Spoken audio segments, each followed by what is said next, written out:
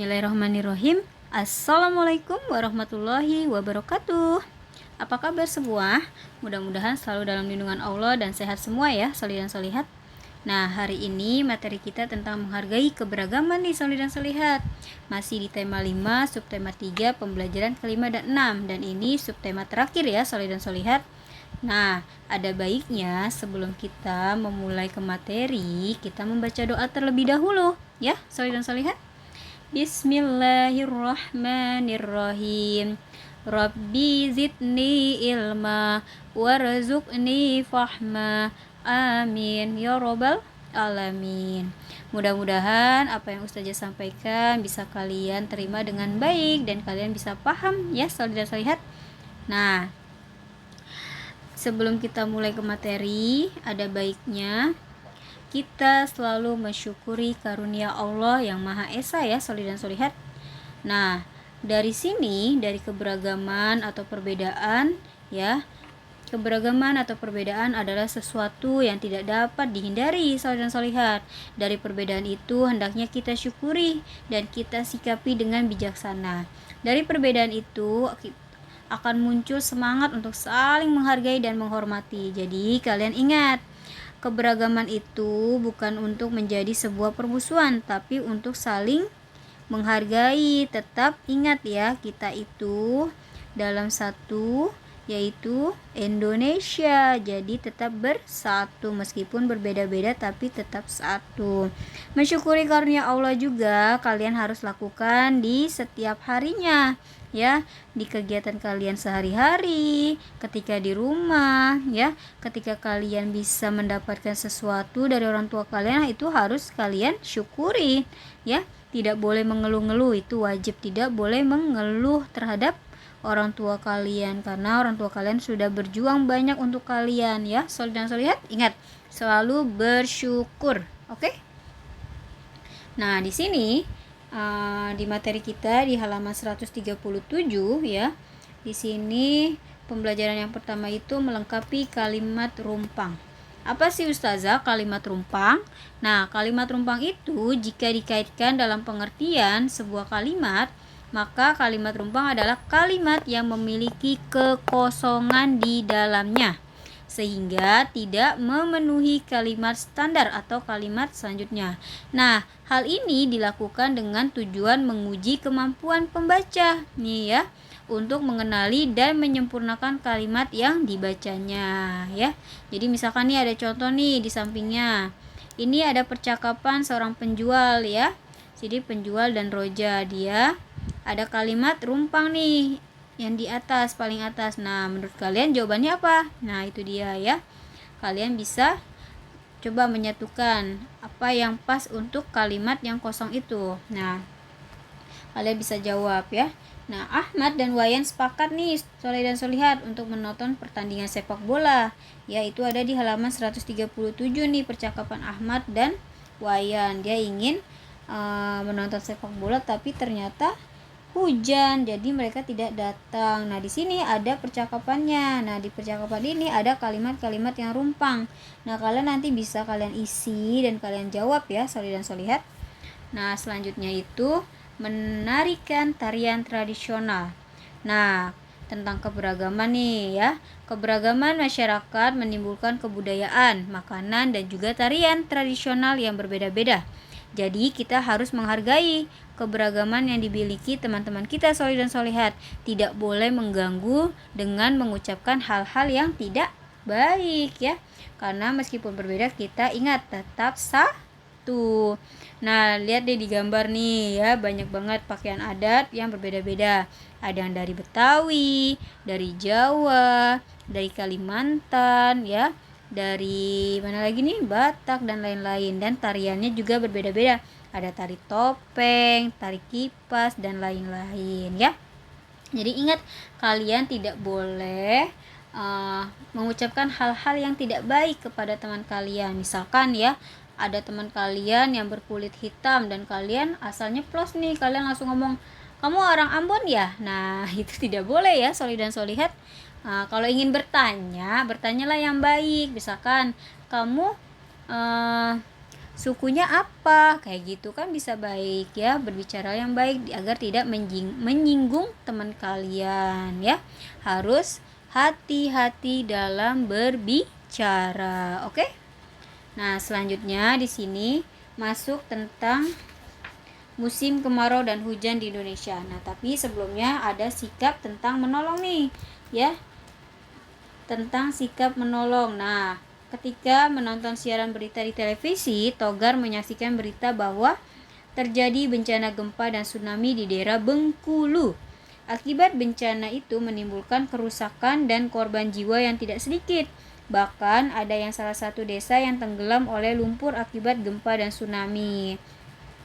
Nah, di sekarang ini kita juga sedang terjadi ya, kita sudah sedang merasakan ada yang terkena banjir ya, ada yang terkena gempa. Nah, pasti kalian sudah melihat berita-berita yang terjadi ya beberapa hari ini ya. Kalian harus mendoakan agar mereka semua diberi kesabaran dalam menghadapi ujian ya, solid dan solihat.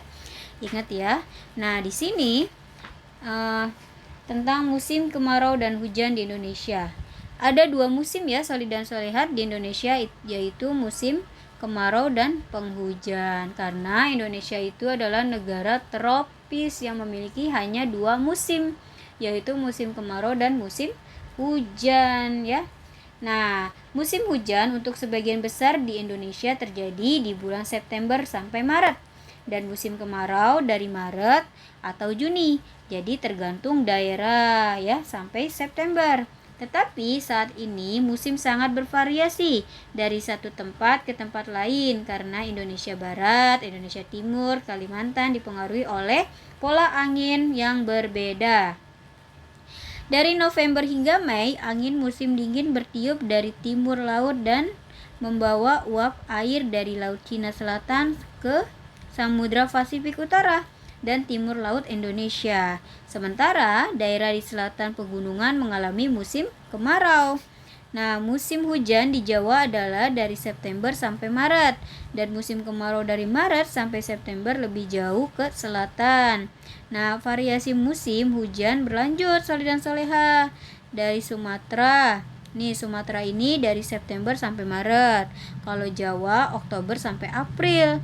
Kalau Bali dan Nusa Tenggara November sampai Mei.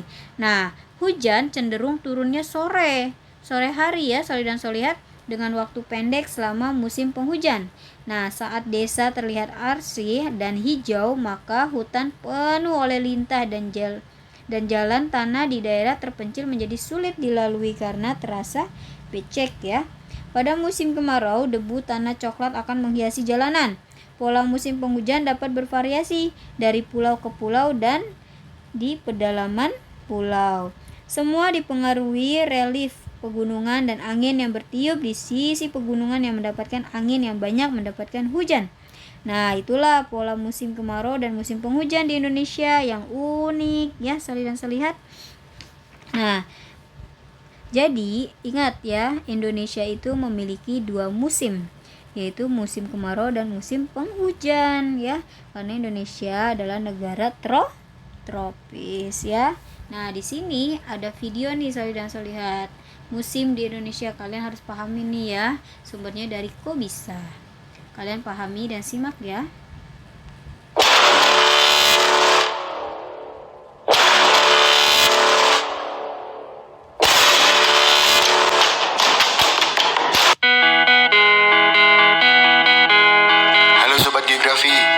Kembali lagi di Geografi Channel yang memberikan informasi seputar geografi. Apa yang kalian rasakan sekarang? Panas? Dingin? Tentunya, itu semua dipengaruhi oleh musim yang ada. Sobat Geografi ada yang tahu sekarang musim apa? Pastinya, ada banyak sekali pertanyaan tentang musim. Mulai dari, ada berapa musim di Indonesia? Kenapa Indonesia panas sekali? Kenapa hanya ada 2 musim di Indonesia? Kenapa di Indonesia tidak ada salju? Oke, sekarang kita jawab satu persatu. Yang pertama, ada berapa musim di Indonesia? Indonesia memiliki 2 musim. Hal ini karena lokasinya yang berada pada garis khatulistiwa. Sehingga sepanjang tahun Indonesia mendapatkan sinar matahari yang cukup banyak. Hal itu juga bisa menjawab pertanyaan, kenapa Indonesia panas? Yang kedua, kenapa hanya ada 2 musim di Indonesia? Sebelum membahas lebih lanjut, ada 2 kata kunci yang perlu diperhatikan. Yang pertama angin, dan yang kedua gerak semu tahunan matahari. Apa itu angin? Kenapa angin berpengaruh? Angin adalah udara yang bergerak dari suhu rendah ke suhu yang lebih tinggi. Ini poin pertama yang perlu diingat.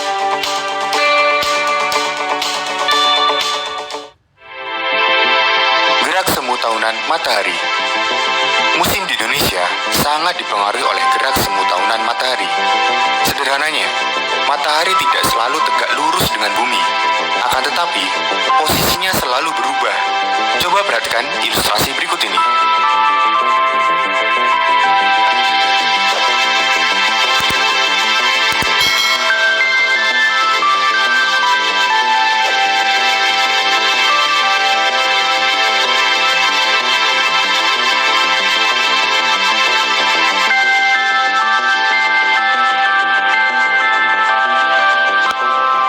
Tanggal 23 Maret, matahari tepat berada di garis khatulistiwa. Kemudian, matahari bergerak ke utara, tepatnya tanggal 21 Juni. Matahari tepat berada di belahan bumi utara. Dan matahari bergerak terus ke arah selatan hingga sampai ke garis khatulistiwa kembali pada tanggal 23 September. Dan bergerak terus ke selatan hingga tanggal 22 Desember. Matahari tepat berada di belahan bumi bagian selatan.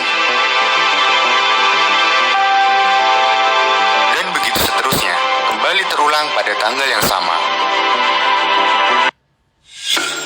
Karena sudut datang matahari yang berubah-ubah, maka panas suatu wilayah juga berbeda. Pada bulan Juni, bumi belahan utara lebih panas daripada bumi belahan selatan. Masih ingat konsep pergerakan angin tadi?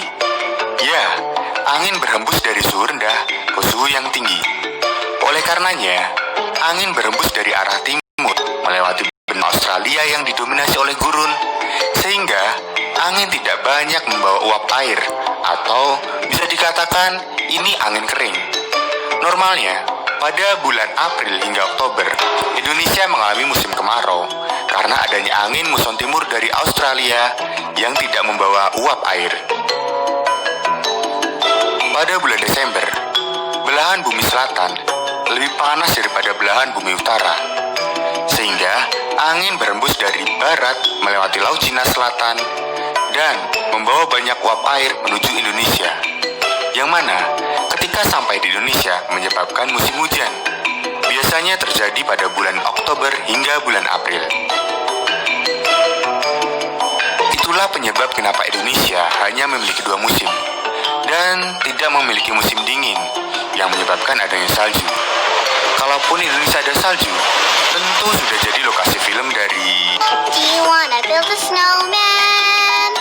Come on, let's go and play.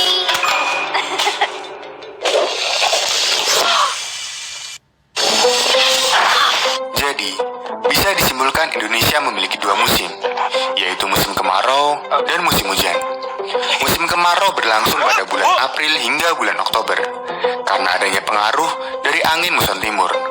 Sedangkan musim hujan berlangsung pada bulan Oktober hingga bulan April, karena adanya pengaruh dari angin muson barat. Bagaimana Sobat Geografi? Apa kalian sudah paham? Aku yes. Aku yes. Oh yes. Aku yes. Jangan lupa like, subscribe, dan share untuk berbagi informasi ini. Dan juga berikan komentar, request topik apa yang akan dibahas di video berikutnya. Glory Geografi.